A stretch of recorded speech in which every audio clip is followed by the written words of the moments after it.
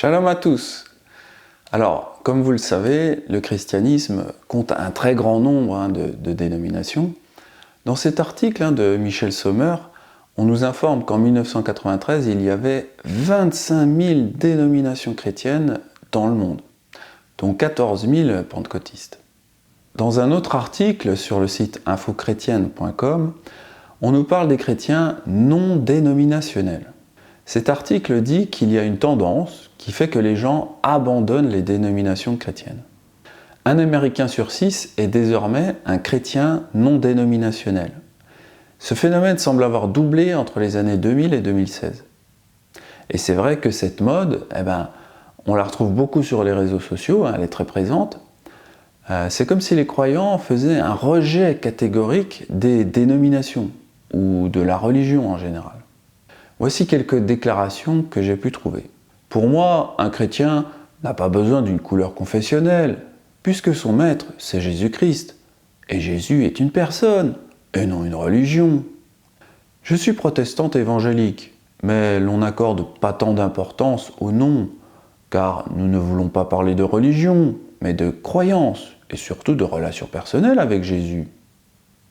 Faire partie d'une dénomination ne regarde que l'homme, pas Dieu. Christ n'a pas amené le christianisme. Jésus n'avait pas de religion, il avait une relation avec le Père. C'est Jésus qui sauve, pas la religion. Les croyants rejettent vraiment l'idée de dénomination et de ce fait rejettent en même temps l'idée de doctrine. Car qu'un groupe porte un nom ou pas, porte un nom, ça veut dire dénomination, qu'un groupe porte un nom ou pas, il y a toujours une doctrine cachée derrière. Je crois qu'il est préférable de chercher un groupe qui affiche sa doctrine plutôt qu'un groupe qui vous fera de grands sourires en disant qu'ils n'ont pas de religion, mais en réalité, ils cachent leur doctrine. D'ailleurs, cette notion de doctrine, de religion, n'est pas une chose négative d'un point de vue biblique. La religion pure et sans tache devant Elohim notre Père consiste à visiter les orphelins et les veuves dans leur affliction et à se préserver des souillures du monde. La question qu'on peut se poser, c'est est-ce que c'est une bonne chose, la doctrine ? Il faut toujours poser la question à notre maître Yeshua. La doctrine est quelque chose qui était très important pour notre maître Yeshua. Quand on tape le mot doctrine dans une concordance biblique, on voit que Yeshua enseignait sa doctrine. Après que Yeshua eut achevé ses discours, la foule fut frappée de sa doctrine. Donc, il y a bien une doctrine de Yeshua. Tous furent saisis de stupéfaction, de sorte qu'ils se demandaient les uns aux autres « Qu'est-ce que ceci ? Une nouvelle doctrine ? Il commande avec autorité même aux esprits impurs, et ils lui obéissent. » Il faut savoir qu'à l'époque déjà, il y avait de multiples dénominations juives. Mais la doctrine de Yeshua surpassait toutes les autres. Yeshua leur répondit « Ma doctrine n'est pas de moi, mais de celui qui m'a envoyé. » Yeshua explique que sa doctrine ne vient pas de lui, mais du Père Céleste. Ce qu'a réussi à faire Yeshua avec les 12, c'est de les rassembler autour d'une même doctrine unifiée, celle du Père. Bien que la doctrine de Yeshua soit une très grande bénédiction, les dénominations chrétiennes actuelles sont quelque chose d'un peu différent. Dans les Écritures, beaucoup de choses sont comme une épée à double tranchant qui coupe dans les deux sens. D'une part, les chrétiens sont le peuple d'Élohim, mais d'autre part, les chrétiens ne sont pas son peuple. Du moins, pas au sens complet du terme. Il faut une bonne dose de maturité spirituelle pour voir les chrétiens tels qu'ils sont, et pour les aimer plutôt que de les condamner. Car ce n'est qu'en aimant les autres croyants, les chrétiens, les juifs, nos cousins musulmans, ou même les athées, ce n'est qu'en aimant ces autres personnes que nous pouvons finalement les rapprocher de la vérité. Yeshua a dit à la femme qu'il a rencontrée au puits que les vrais adorateurs doivent adorer son Père, non seulement en esprit, mais aussi en vérité. C'est une déclaration d'une importance capitale. Yeshua lui dit « Femme, crois-moi, l'heure vient où tu ne pourras plus adorer le Père, ni sur cette montagne, ni à Jérusalem. Vous adorez ce que vous ne connaissez pas. Nous savons ce que nous adorons, car le salut littéralement Yeshua, vient des Juifs. Mais l'heure vient, et c'est maintenant, où les vrais adorateurs adoreront le Père en esprit et en vérité. Car le Père cherche ceux qui l'adorent. Elohim est esprit, et ceux qui l'adorent doivent adorer en esprit et en vérité. Lorsque Yeshua a parlé de vérité, il a probablement voulu exprimer la définition biblique de la vérité, c'est-à-dire la Torah. Ta justice est une justice éternelle, et ta Torah est la vérité. Pour être de vrais adorateurs, nous devons adorer le Père à la fois dans l'esprit et dans la Torah. Si nous n'adorons pas à la fois dans l'esprit et dans la Torah, alors nous sommes sur la voie large et facile qui mène à la destruction. Entrez par la porte étroite, car la porte est large et facile est le chemin qui mène à la perdition, et il y en a beaucoup qui le prennent. Et la porte est étroite et le chemin resserré qui mène à la vie, et il y en a peu qui les trouvent. Il est absolument essentiel d'écouter la voix de l'Esprit instant après instant et de marcher selon elle. Cependant, 7 versets plus loin, dans le même contexte général, Yeshua nous avertit qu'il y aura un grand groupe de personnes qu'il appellerait Seigneur, mais qui n'entreront pas dans le royaume des cieux. Ceux qui me disent Seigneur, Seigneur, n'entreront pas tous dans le royaume des cieux, mais celui-là seul qui fait la volonté de mon Père qui est dans les cieux. Plusieurs me diront en ce jour-là, Seigneur, Seigneur, n'avons-nous pas prophétisé par ton nom? N'avons-nous pas chassé des démons par ton nom? Et n'avons-nous pas fait beaucoup de miracles par ton nom? Alors je leur dirai ouvertement, je ne vous ai jamais connu. Retirez-vous de moi, vous qui commettez l'iniquité, c'est-à-dire la transgression de la Torah. Cela peut être quelque chose de difficile à accepter pour certains, mais les chrétiens sont le seul groupe de personnes qui répond à cette liste de critères. Les chrétiens sont le seul groupe qui sont nombreux, l'appellent Seigneur, prophétisent en son nom, chassent les démons en son nom, effectuent de nombreuses œuvres de puissance en son nom, et ils sont sans loi. Ils n'observent pas la Torah. Ce que Yeshua dit ici, c'est que même si nous prophétisons en son nom, chassons les démons en son nom, effectuons de nombreuses actions de puissance en son nom, mais que si nous sommes sans loi, c'est-à-dire que nous n'essayons pas d'observer la Torah, eh bien nous irons à la destruction parce que nous n'essayons pas de maintenir l'alliance conjugale, c'est-à-dire le contrat de mariage, vous savez, la Torah. Mais pourquoi Yeshua rejetterait-il les chrétiens alors que ces derniers sont en grande partie responsables de la diffusion de sa bonne nouvelle aux 4 coins de la planète? Comme nous le verrons dans de futures études, le christianisme n'est qu'une étape intermédiaire dans le grand plan du salut en plusieurs étapes pour toute l'humanité. Le christianisme était une étape très importante, mais ce n'était encore qu'une étape. Si nous faisons 1 ou 2 pas dans un long voyage, puis nous nous arrêtons, eh bien nous ne terminerons jamais ce voyage. Ou dans ce cas, nous n'accomplirons jamais la transformation spirituelle complète. Nous ne parviendrons pas à apprendre comment adorer le Père en esprit et en vérité, c'est-à-dire avec la Torah. Cela signifie que nous allons manquer la cible. Si nous disons que nous demeurons en Yeshua, alors nous devons marcher comme Yeshua a marché. Celui qui dit qu'il demeure en lui doit lui-même aussi marcher, tout comme il a marché. Aucun de nous ne sera jamais parfait, comme l'était Yeshua. Mais il est néanmoins essentiel que nous essayions. Nous devons essayer de respecter l'alliance conjugale en marchant dans autant d'amour que possible. Il est essentiel de marcher dans l'esprit, mais il est également essentiel de maintenir la vérité, la Torah. La foi nazaréenne s'est répandue plus rapidement à l'intérieur du pays d'Israël par rapport au christianisme. Car les Juifs du pays comprenaient que la Torah est une alliance conjugale.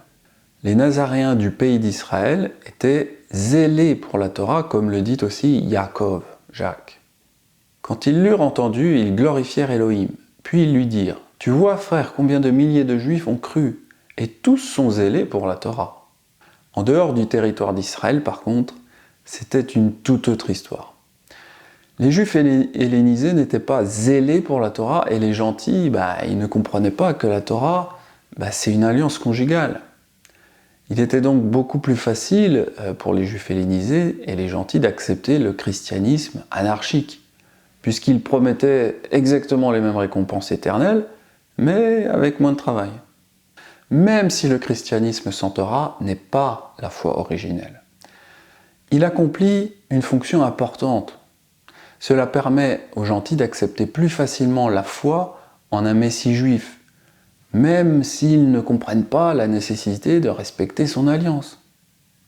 Le christianisme est donc un véhicule imparfait qui peut amener les gentils en relation avec Yeshua.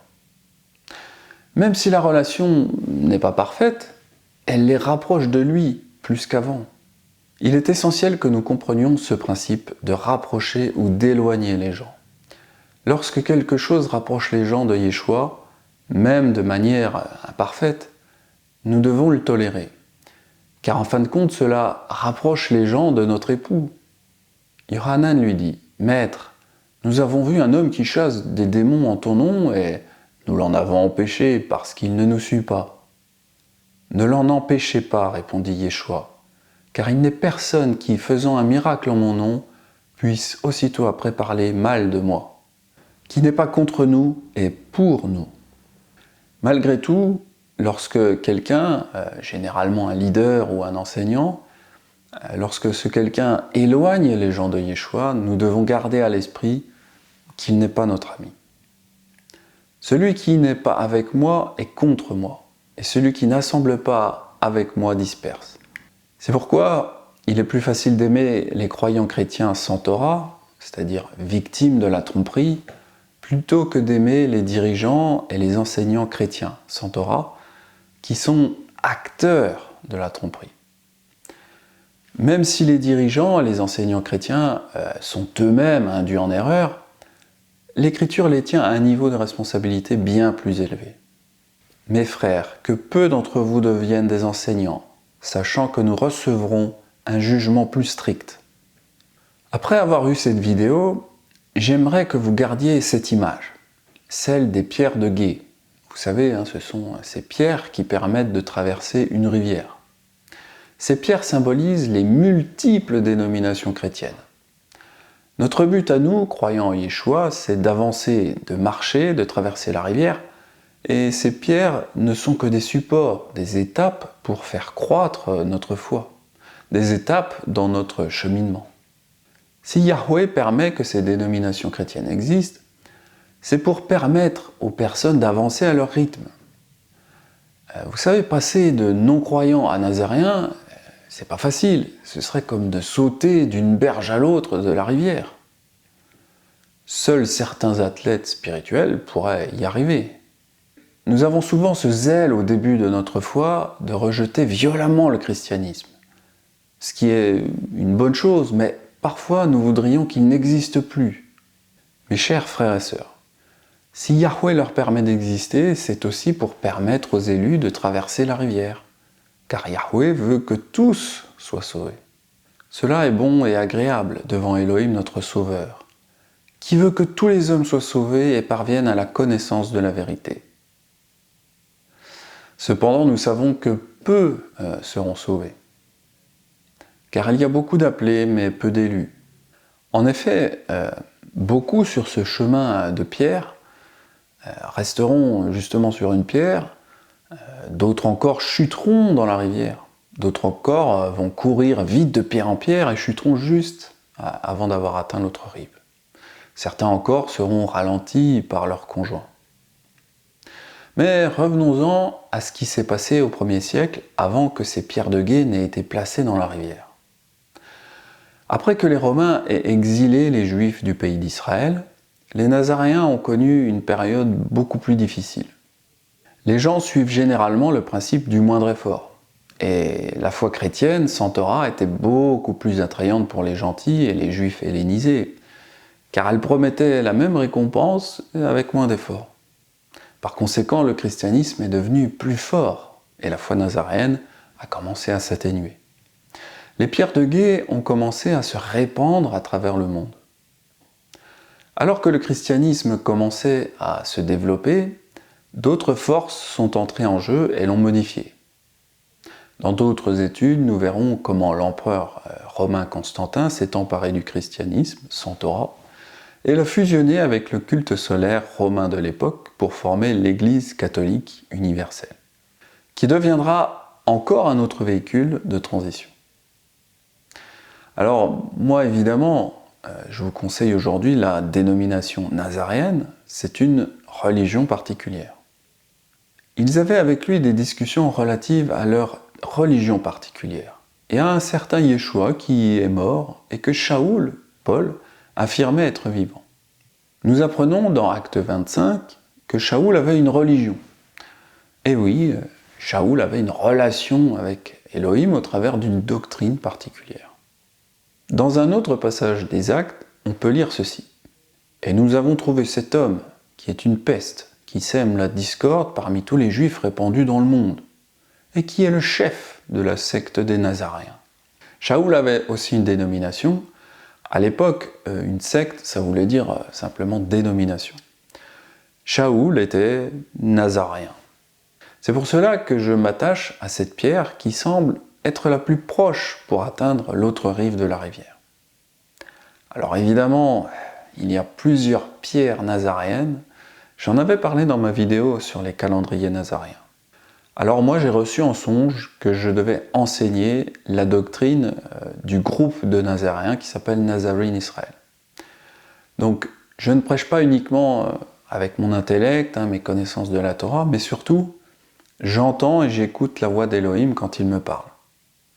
C'est très important d'écouter en esprit et en vérité, c'est-à-dire de suivre la Torah écrite, la vérité, mais également d'entendre et de suivre l'esprit, quand il peut parler par des songes ou toutes sortes de révélations. Sans ces deux choses, ce n'est pas possible de faire la volonté de Yahweh. Pour conclure, je voudrais partager un petit témoignage. La veille de tourner cette vidéo que je vous présente, je regardais sur Facebook les dernières publications et je suis tombé sur cette image. Après avoir vu cet enseignement, nous savons que la religion n'est pas une mauvaise chose. La religion, ça définit l'ensemble des croyances entre l'homme et Elohim. C'est quelque part l'expression de notre foi.